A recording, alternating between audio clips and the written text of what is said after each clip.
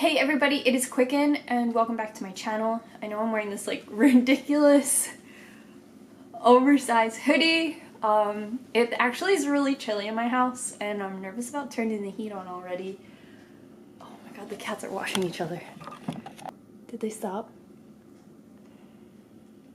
Oh yeah. Nobody's watching. But for real, hey, it is Quicken, and today I'm going to be making a video all about my experience outside and after beauty school. So if you can ignore this hoodie. So if you have, if you are just clicking on my channel for the very first time because you were thinking about beauty school, welcome. I have a couple videos about beauty school, but if you subscribed a while ago, you probably noticed that I haven't really made any videos about it since. I actually got in some trouble after I made a video where I was like critical of my beauty school experience. So I'm not really going to hold anything back today. Today I'm going to be talking about what to expect after beauty school, parentheses, my experience. So I want to get this out of the way and I just want to put a disclaimer out there. When I was planning this video, I was like, don't mention a disclaimer. It's going to take just so much time out of your video to just keep adding disclaimers and adding disclaimers. So I just want to say from the beginning that this is my personal experience, and your experience may be different if you are from a different state, if you're from a different country, if you're from a different background, if you're from a small city versus rural versus suburban. You're going to have a very different experience. But I do want to add to the conversation and put my experience into the pool of other experiences that you can use for your own, what's wrong? Bath time is over? You can use for your own personal information, I went to beauty school and my parents had never gone to beauty school. No one in my circle was going to beauty school. No one in my circle was interested in beauty. We were all cutting our own hair and just like, painfully paying for haircuts once a year, maybe. Like, it wasn't something I had ever really critically thought about. So if you're someone who is going into this realm a little more blind than others, then I put this information out there to you.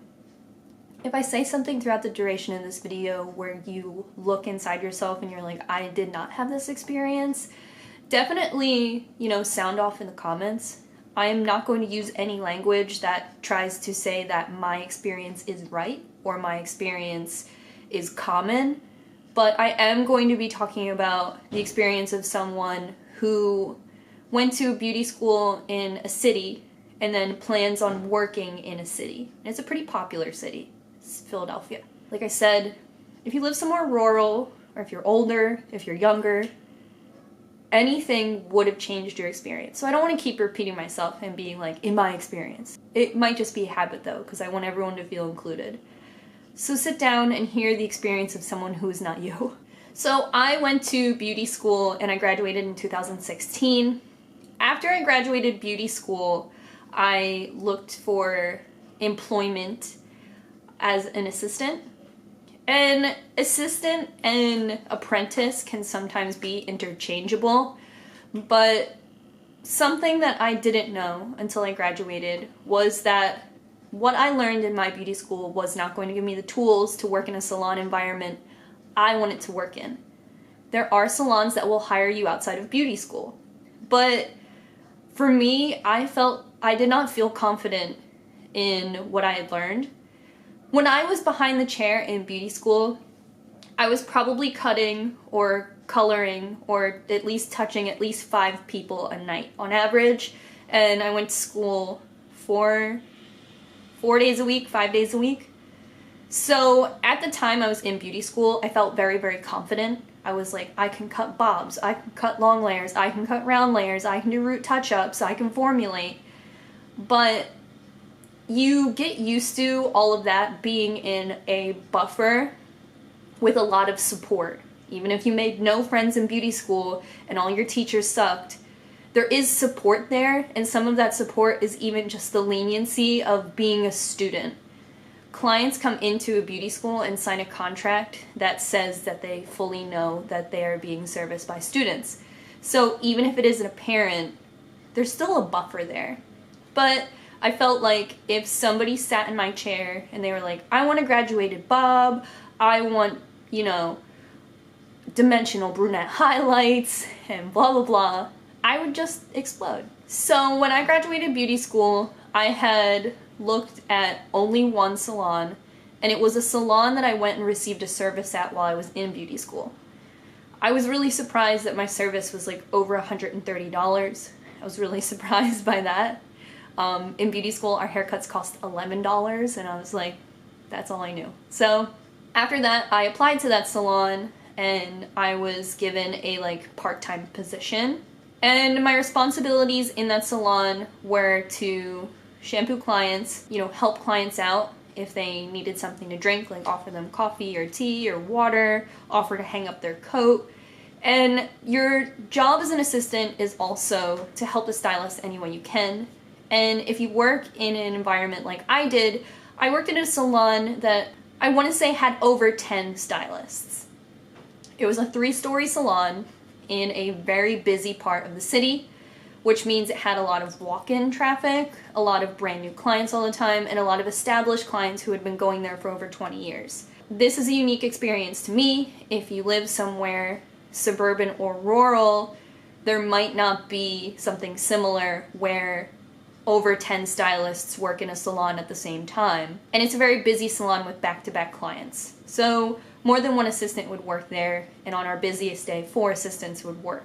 My responsibility as assistant, you know, check the schedule, make sure that stylists are in time, that you're shampooing stylists, keeping the day moving. You know, if someone's just about to finish a haircut, you're shampooing their next client so you can put them right in their chair, sweeping up hair, getting people coffee, taking photographs for people, etc., etc. I feel like this experience is very, very valuable because it's your first time understanding the back end of salon life. I will say that this is a high-paced salon life. If you are working somewhere where you only do like 3 haircuts a day, it's not the same. Where I was assisting stylists who would have, you know, more than 10 clients a day. This was a really, really fast-paced experience, and in this assistant program I was in, I was also considered an apprentice, and I was offered continued education and classes. So I'll interrupt my story to say that you want to work at a salon that has this benefit. If you are applying to salons, because I kind of skipped over that, if you're applying to salons and you're looking for money, like an hourly wage as an assistant, it's going to be more valuable to you to go to a salon that offers classes, especially if you've decided that you didn't learn anything that you needed in beauty school.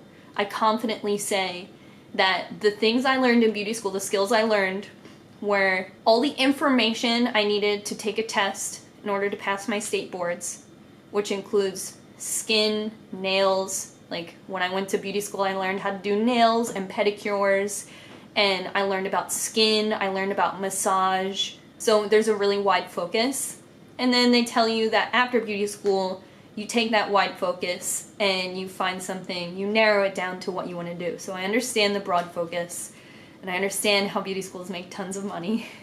In beauty school, I learned how to touch and talk to people, which is an invaluable skill, especially if you're nervous, or like me, you never really had time spent with a hairstylist or in a salon, or had no concept of how much hair services cost. No one in my family was a hairstylist or put focus into having their hair styled. I didn't have a mom who like got highlights every 6 weeks or made an appointment for me to get highlights every 6 weeks. So it gave me new perspective on something I had no experience with. There were girls who sat in my class who were like, I've been cutting hair for years and now I want to do it legally. And I was like, I've never touched anyone except my boyfriend. Like, oh my god. Beauty school taught me that.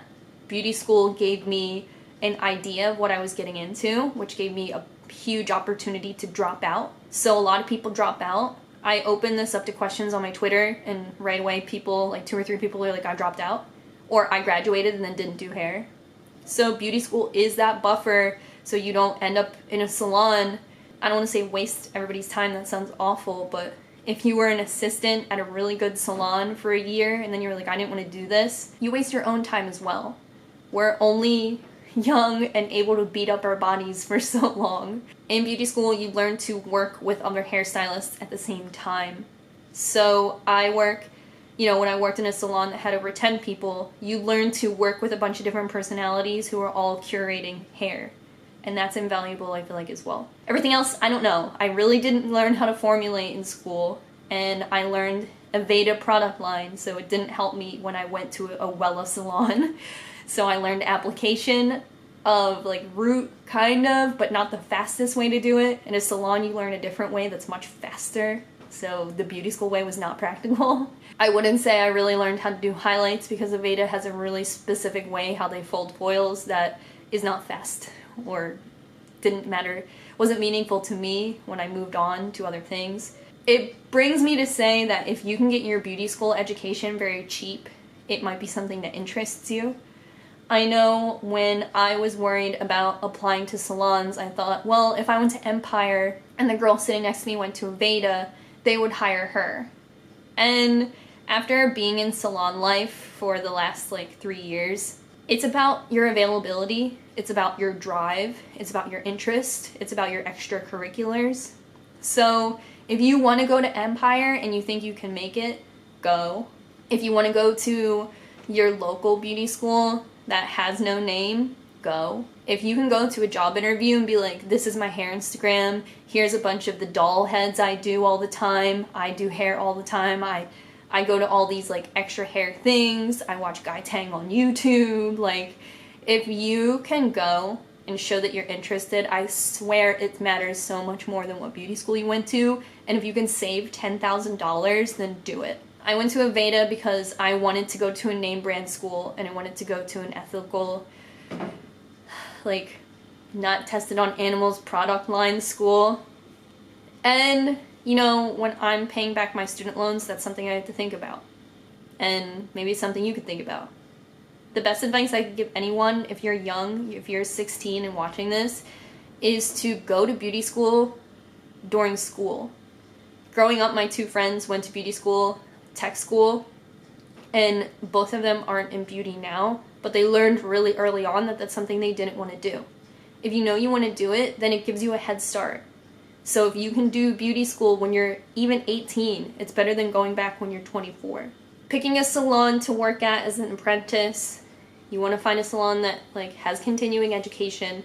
My salon had continuing education where people from the color line would come and talk to you about formulas, which is important to me because I did not understand Wella at all. We would have different updo classes that my salon would host, different hair painting classes because I didn't learn how to do hair painting in school. So these are all things I had to learn to bring me up to the caliber of hairstylists, So I was at my salon for about 18 months when it was very obvious to me that the salon fit wasn't ideal. And working at a salon that you feel comfortable in and you feel good in is important. And for a while I thought, well, it's a job. It's a job and this is what jobs are like. But you also want to grow. You want to be stimulated. You don't want to feel like you're working harder than the person next to you and being paid the same. You want to feel like you're growing with everybody.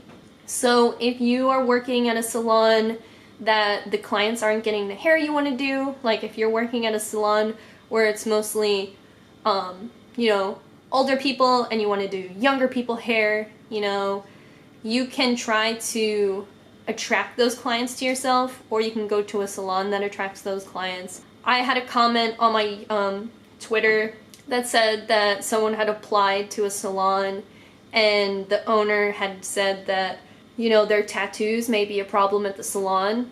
And to me that screams the clients don't like it. If the owner is warning you about your tattoos or about who you are clashing with the salon, it's a huge red flag that you don't belong there. Not that anything's wrong with you or that the hair you do isn't capable, but think about it. Is it the hair you want to do? Do you want to just do gray coverage every single day? Not saying that old people don't like tattoos, but when I hear someone say you might not fit in this salon because of your tattoos, it kind of makes it seem like maybe it's more uptight or something like that. So you want to have a salon feel, you want to feel like you belong there, and you want to like not feel very alien in that salon. And trust me, there's a salon for you. Even if you have to relocate, even if you have to move to a major city and you live somewhere rural. Or, you know, if you want to do, I don't know, like soccer mom hair, maybe move somewhere suburban or commute somewhere suburban. When I was in high school, I used to get my hair done by somebody who told me that she lived in Philadelphia and she would commute. And I remember being like, that's crazy. But she commuted to a wealthy area and did hair she wanted to do. And that's what you have to do. If there's not a salon within 30 miles of your house, keep looking. You have to do that. Because that brings me to my next point, and this is a very competitive industry, and you have to stand out. It might not necessarily be competitive if your pool is very small, if you live somewhere rurally, if you just want to do the basics, if you want to work at a salon, an entry-level salon. But the more you stand out, the more attention you get, and you work for yourself. You might work for a salon, but people go to you. So if you can bring a lot of attention to yourself, if you can learn something new, if you can go to an upstyle class and learn a new updo or learn a new braid or learn a new barbering technique every month, it just means that you are more valuable and you'll attract more clients to yourself. You can like harbor over the fact that your beauty school didn't let you do fades and your beauty school didn't teach you braids. The day you learn them is the day you're more qualified. So I want to work in a salon in Philadelphia. I want to do kind of undone, like slept in kind of styles like that. I want to do hair that I like. And I want to do really cool color projects. I want to work on younger people as well as more mature people. And it means that I have to work in a city. I want to work somewhere near my house, and I want to work on a wide variety of people and not necessarily keep myself like in too specific of a world. So I didn't have a job lined up when I quit my last salon. I just knew I didn't belong there, and I knew that it was not time that was going towards anything. So you'll hear a lot of things when you're an assistant/apprentice, that you shouldn't assist somewhere for over a year, you shouldn't be the best assistant because then they'll never hire you, and you assist because you want to work in that salon, not because you want to get assisting out of the way. So you basically apprentice at the salon that you work at. And for me, the 18 months I spent at my previous salon, although were good, you know, the tips were good, the days went by really quickly, the education, the additional education was there, it just wasn't a salon fit, and if I would have spent 2 years there, 3 years there, I still never would have had a chair. And I would never be cutting hair professionally there. So I started my apprenticeship over again from the beginning. And I think that's when a lot of people who may follow me or are following my like beauty school journey, which puts a lot of pressure on me, could I do it in the dark? A lot of people are like, didn't you graduate beauty school like 5 years ago? And I'm like, no, but I did graduate. And yes, I'm still a shampoo girl. And that is because I started my apprenticeship over from the beginning. I've talked to people, actually one of the owners of my salon said that she worked at like a hair cuttery sort of situation out of beauty school, and then when she moved to the city to work at a higher end salon, they made her assist and made her start back from the beginning, even though she had previously had a chair. So you have to be careful about taking a chair right out of beauty school, because if you learn something the wrong way, that becomes set in stone. So if you are doing like really weird graduated bobs the wrong way and they just look good enough, and then you're behind the chair and you're doing 2 or 3 of them a day, a week wrong, there's no room to grow because you'll have to start over. And that's what's so tricky. And that's why I say, like, if you can do beauty school young when you still live with your parents and you have the opportunity to make no income for a long time, then take it then. Obviously, there's a variety of different situations to be in. In my beauty school, there were girls who were working on their second career, girls who were pregnant, girls who were supporting themselves, girls who had bills to pay, and all of us were there. You can tell who has the privilege to be more focused and who doesn't, who is tired, who, you know, didn't want to be there anymore, and who wanted to do something else. And you can't blame anybody, you know. There's plenty of times where I was like, fuck this beauty school, I don't want to be here. And you get tired and you get really burnt out and you're sick of making no money for a long time, years making no money. But back to my previous point, it's a really, really, really competitive industry. And people are going to have advantages that you don't. People are going to know people that you don't. And people are going to have just a little more drive than you, or a natural ability, or, you know, they braided hair in camp, or they do upstyles in their bathroom for fun. Everything like that. I felt like I would meet so many people who had a leg up on me, who had years more experience than me, and you will continue to find that, and it can't stop you. It has to motivate you. And one thing, you know, I sat down with my bosses recently because I was like, well, I've been here for a year now, my second apprenticeship. And they said that something they look for in an assistant is that they're hungry for it, and that they're looking for continued education outside of the continued education provided to them, and that they're watching the YouTube videos, and that they're experimenting and trying things on their friends and trying things on themselves. And, you know, those are hairstylists who would attract me too. Think about the hairstylists you follow on Instagram and why you chose them. Maybe they're trying something new all the time. Maybe they have a different perspective than you, or a different approach on creativity. You have to take it all in. And you have to try so much harder, because other people are trying really, really hard and might not have a baby, or might not live on their own, or might not support themselves, or might not have bills to pay. One thing, you know, when I left beauty school, I was pretty discouraged that I didn't learn anything. And then I became even more discouraged that I walked away from an 18-month apprenticeship and started a brand new one from the beginning. But I will say that salon fit is really important. And in my salon currently, we had a 12-month color class that was really, really extensive. It was a deep dive into the Wella color line. We did application, and some of you watching this, sitting there, may have been a model for me. You know, you may have come in and volunteered your time for a hair service. That class was so hard. That class was every other Sunday for the last 2 years. If you didn't have a model, you couldn't come. And if you missed a class, you had to make it up. And it made it look like you weren't hungry for it. So I never missed a single one. Not when shit hit the fan. Not when I was too sick. Never. And that's what you have to do. I'm in a position where I'm very, very privileged that I have a large reach. And I can just post something on Instagram when I'm looking for models, and they'll say, you know, it'll be a lot easier. I do reach out to people I know first.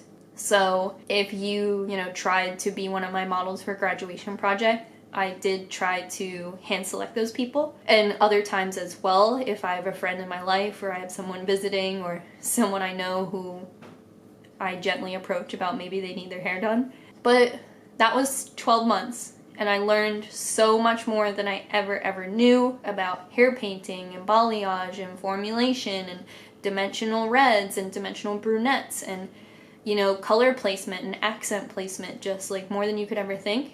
And then we had 2 days, of 9-hour testing. If you are interested in my hair graduation project story, I'd love to share it. I have pictures and video and so much to say and explain and cry, and my models were great and amazing, but when I graduated beauty school, I thought that was it. And I can tell you, my last apprenticeship, I have no ill will towards that salon. I learned a lot there.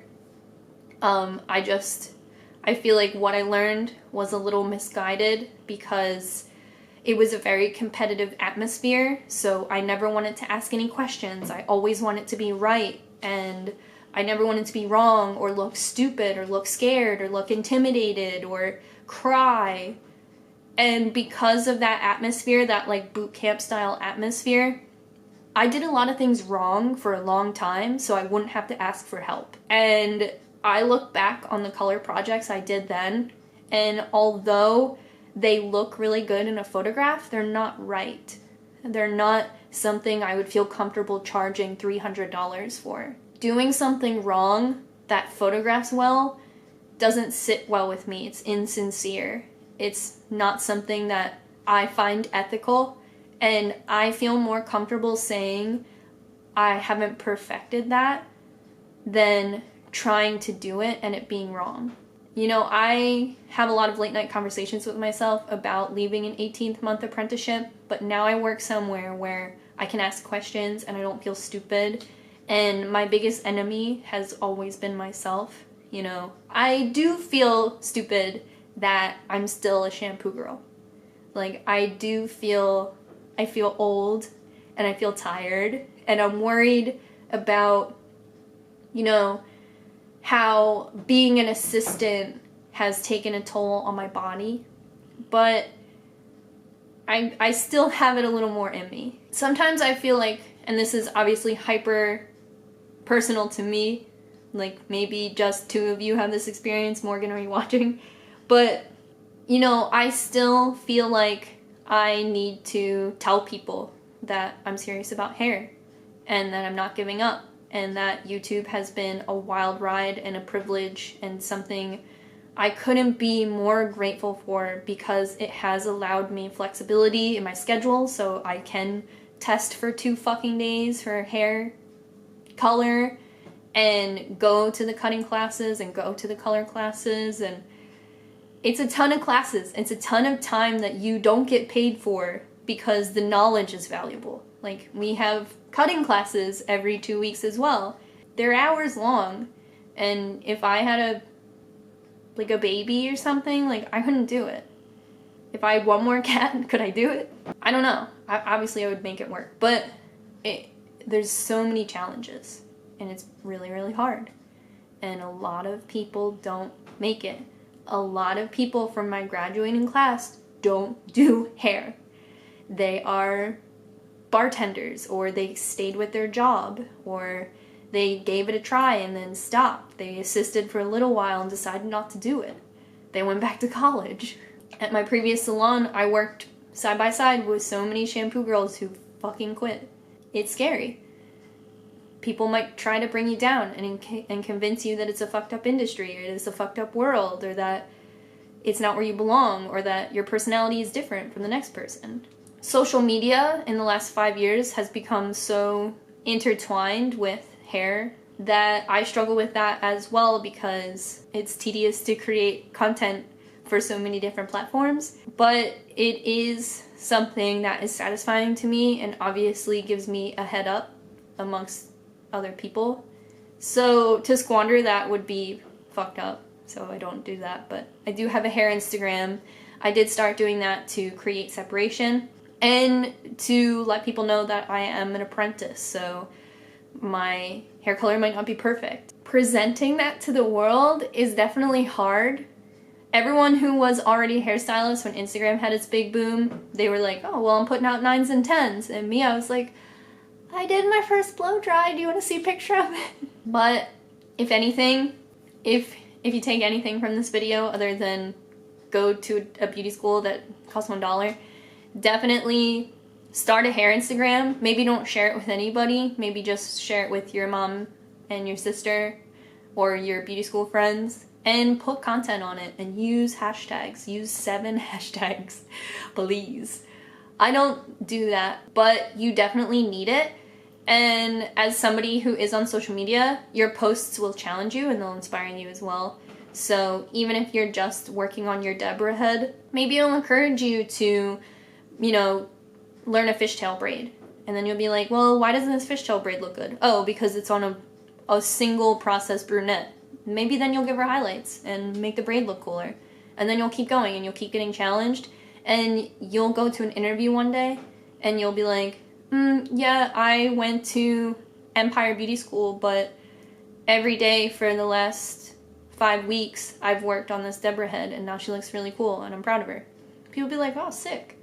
Me, I've been cutting my grandmom's hair for the last 4 or 5 years, and every time I fuck it up, I go, I learn why I messed it up, and I come back in 6 weeks and do better.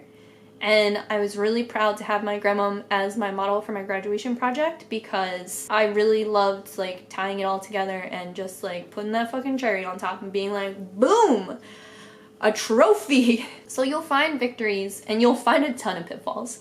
You will fucking cry. You'll cry all the time and it'll hurt and you'll want to give up, and some of you may give up and that's totally fine. But if you don't give up or you don't want to give up, you'll find yourself dragging. You'll find yourself drinking another pot of coffee and doing research on what you did wrong. The night before my graduation project, I was in the Wella color book all night making formulas, and that crunch, although like, I don't know, a very American kind of push for success, like, I don't know, I feel like I'll always remember that. Not something I learned in beauty school. A Veda color line, I know has value to people who work at Aveda salons, but you take that where it's like, literally the color blue and the color light brown, and now you have a cool brown. And then you go to a Wella color and it's like, 6, 7, 3.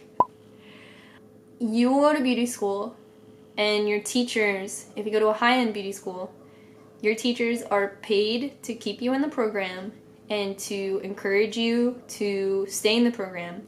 If you go to a for-profit school like I did,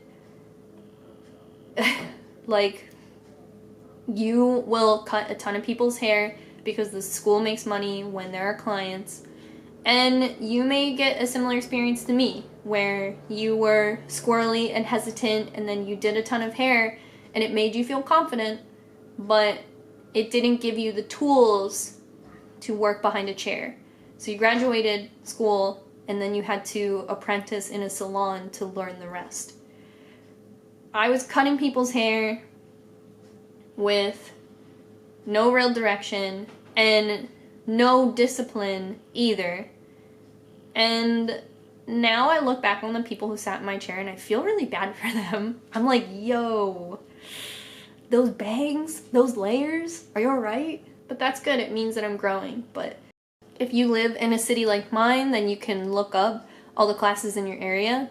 I remember I looked up a class the other night and it was $300. And I was like, do I go to that?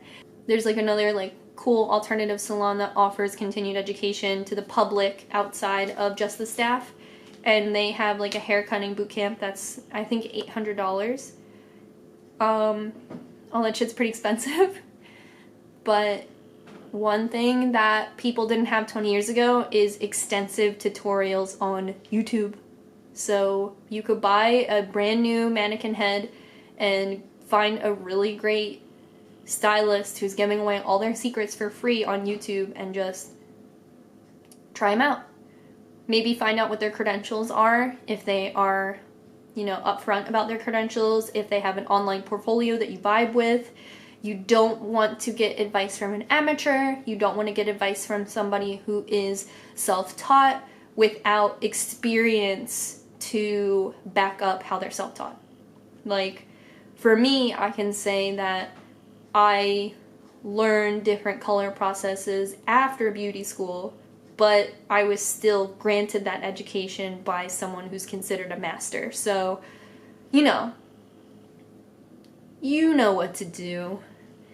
You know how to find reliable sources online. You'll be fine.